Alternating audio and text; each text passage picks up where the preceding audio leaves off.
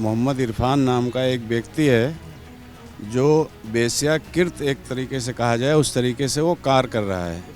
लेकिन उसके पास आज के डेट में कम से कम 8 से 10 औरतें या 12 भी होंगी। वो लड़कियों का एक रैकेट चलाता है। बोला घर पे आएंगे तो अभी बलात्कार में फंसा देंगे। ऐसा करके हमको जहाँ जहाँ मेरा उठना बैठना वहाँ औरतों से तलाश करवाता है। ज़िले में कोई जगह बचा नहीं है कोई अधिकारी की जहाँ मैं शिकायत नहीं किया हूँ। सवाल यह है कि हमको इंसाफ मिलना चाहिए। मैं 3 महीना हो गया घर नहीं गया हूँ और हमको यही धमकी मिलती है कि आएंगे तो बलात्कार में फंसा देंगे। नमस्कार, आप देख रहे हैं सौगंध टीवी। मैं आपके साथ शिवम चौबे। आजकल अपराध के नए नए तरीके आ गए हैं। अलग अलग अपराधी अलग अलग हथकंडे अपनाकर लोगों के साथ अपराध करते हैं और कहीं ना कहीं उसका अंजाम निर्दोष और मासूम लोगों को झेलना पड़ता है। इसके पीछे की मानसिक पीड़ा क्या होती है, क्या कुछ गुजरता है उस इंसान के ऊपर, आज ऐसे ही किस्से से आपको रूबरू कराएंगे। हमारे साथ एक शख्स मौजूद है जो कि गोंडा जिले से हैं, उत्तर प्रदेश के, और उनका आरोप है कि कहीं ना कहीं एक व्यक्ति ने उन्हें इस रणनीति के तहत फंसाया है कि कहीं ना कहीं अपने आप को लाचार महसूस कर रहे हैं। कितनी शिकायतें करने के बाद, कितने मदद की गुहार करने के बाद भी अभी तक उन्हें न्याय नहीं मिला है। सबसे पहले आपके साथ उनका परिचय कराते हैं। सर, अपना नाम बताइए और कहाँ के रहने वाले हैं, अपने बारे में पूरी जानकारी दीजिए। जी सर, मेरा नाम मोहम्मद सुहेल है। मैं कुलही गरीब रघुनंदनपुर ज़िला गोंडा का रहने वाला हूँ, उत्तर प्रदेश। हमारे यहाँ एक मोहम्मद इरफान नाम का एक व्यक्ति है जो वेश्याकृत एक तरीके से कहा जाए उस तरीके से वो कार्य कर रहा है। और वहाँ पे जो है उसके पास एसपी का हमारे पास जांच रिपोर्ट है, ये आप देख सकते हैं। इन्होंने एसपी ने कहा है कि 6 वाइफ रखा हुआ है, लेकिन उसके पास आज के डेट में कम से कम 8 से 10 औरतें या 12 भी होंगी। वो लड़कियों का एक रैकेट चलाता है और किसी के ऊपर भी पैसा के सिलसिले में एफआईआर करवाता है। फिर पैसे की वसूली नहीं होती है तो सामने वाला जेल में जाता है। हमारे ऊपर भी एफआईआर उसने 2 बार करवा चुका है। एक बार बलात्कार का, फिर अभी छेड़खानी का मुकदमा हमारे पूरे घर पे लगा दिया। हमारी औरत, बच्चे, लड़की, लड़का जो बॉम्बे में रहते हैं, 3 साल 2 साल हो गया घर नहीं आया, उनके ऊपर भी लगा दिया। और अभी वो बोल रहा है आएंगे घर पे। मैं 3 महीने से घर नहीं जा रहा हूँ। बोल रहा है घर पे आएंगे तो अभी बलात्कार में फंसा देंगे। ऐसा करके हमको जहाँ जहाँ मेरा उठना बैठना वहाँ औरतों से तलाश करवाता है। और उसके बाद में वो लड़की जो कराती है, थाना छपिया ज़िला गोंडा में नुसरत फातिमा के नाम से एक अनवारुल हसन के ऊपर उसने बलात्कार का केस लगाया था। और उसके बाद वही नुसरत फातिमा ने थाना खोड़ारे जनपद गोंडा में हमारे ऊपर भी बलात्कार मतलब छेड़खानी का मुकदमा अभी लगाया हाल ही में। 1 महीना दुश्मनी थी आपकी उसके साथ कोई पहले की, जो जिसका बदला वो लेना चाह रहा हो, या फिर ऐसे ही वो किसी को भी टारगेट करता है धीरे धीरे करके लोगों को फंसाने की कोशिश? नहीं, ऐसे वो अक्सर तो ऐसे ही करता है। कोई उससे उलझता है तो उसको ये फंसाने के आपने कभी आपके उसकी मुठभेड़ हुई, बहस हुई? हमारा गांव का ही आदमी है वो। हमारा ज़मीन का लेकर थोड़ा विवाद चल रहा था, लेकिन ऐसा कोई बात नहीं है। सरकारी ज़मीन वो बैनामा कराया था। मैंने उस पर डीएम साहब के यहाँ एप्लीकेशन दिया, फिर डीआईजी के यहाँ दिया, तो उसके ऊपर एफआईआर दर्ज हो गया था। कहाँ कहाँ आप अपनी शिकायत दर्ज करा चुके हैं और क्या रिस्पांस मिल रहा है वहाँ से जहाँ आपने शिकायत कराई? मैं सर, ज़िले में कोई जगह बचा नहीं है कोई अधिकारी की जहाँ मैं शिकायत नहीं किया हूँ। डीएम, एसपी, कप्तान, सीओ मनकापुर, कहीं भी बचा नहीं है जहाँ मैं ना गया हूँ। और हाई कोर्ट का एक अभी वो डायरेक्शन हुआ है, उस ज़मीन जो सरकारी वो बैनामा कराया है कि उसको खाली किया जाए, अतिक्रमण हटाया जाए।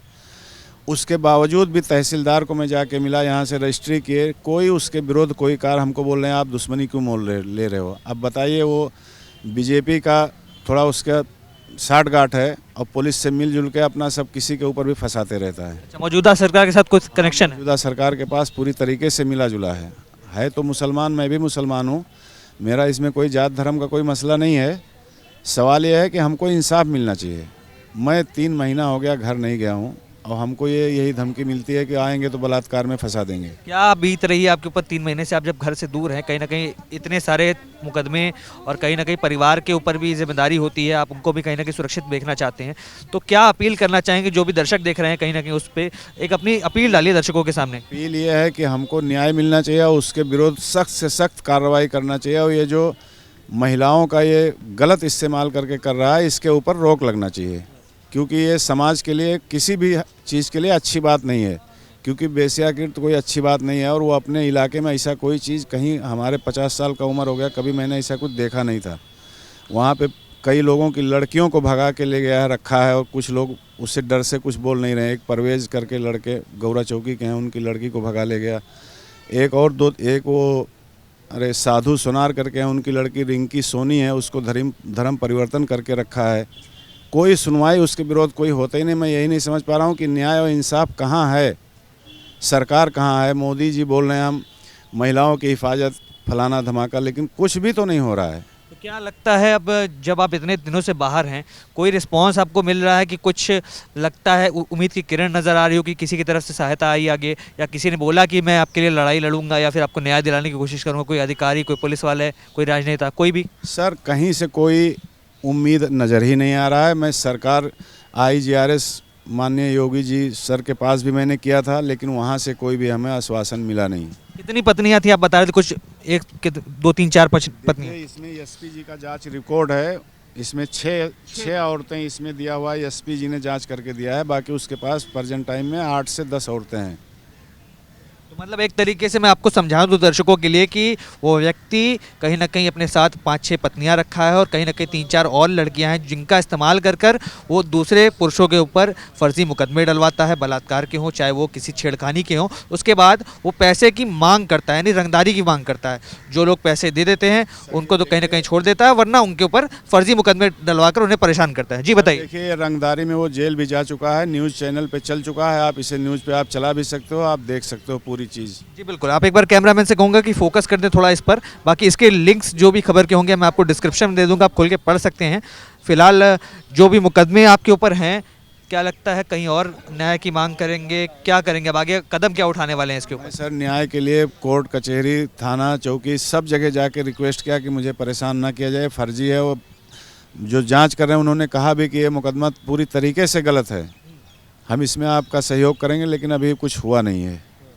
और ये मानव आयोग में भी मैं गया था, लखनऊ उत्तर प्रदेश, इसका पूरा मोहर लगा हुआ है, वहाँ भी पूरी शिकायत किया हूँ, लेकिन उन्होंने कहा कि मैं SP को भेज दिया हूँ, SP जांच कर रहे हैं। अब मानव आयोग को डायरेक्ट उसमें जांच करना चाहिए, सच्चाई पता चल जाता और उसके ऊपर सख्त से सख्त कार्रवाई करना चाहिए। ये धंधा बंद होना चाहिए।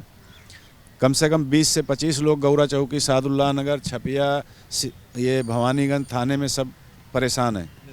और उसका सारा FIR का मेरे पास कापी है, आप उसको जांच करा सकते हैं, कोई दिक्कत नहीं है।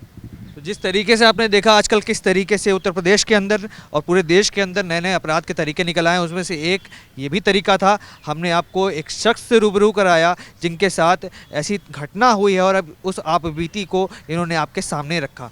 किस तरीके से गलत तरीके से एक महिला का इस्तेमाल करके कहीं ना कहीं इस देश में महिलाओं के लिए जो प्रोटेक्शन के कानून बनाए गए हैं वो काफ़ी सख्त हैं, उसका गलत इस्तेमाल कर कर एक पुरुष को फंसाना। क्योंकि आजकल महिलाओं की तो सब कोई सुन लेता है, पर पुरुषों की जब बात आती है तो कहीं ना कहीं देश के अंदर आवाज़ उठाने वाले लोगों की कमी आ जाती है। अब आप क्या विचार रखते हैं पूरे प्रकरण के बारे में, इस पर कमेंट्स करके ज़रूर बताइए और तमाम ऐसी खबरों के लिए बने रहें, देखते रहें सौगंध TV। धन्यवाद। आप देख रहे हैं सौगंध TV, सौगंध वतन की।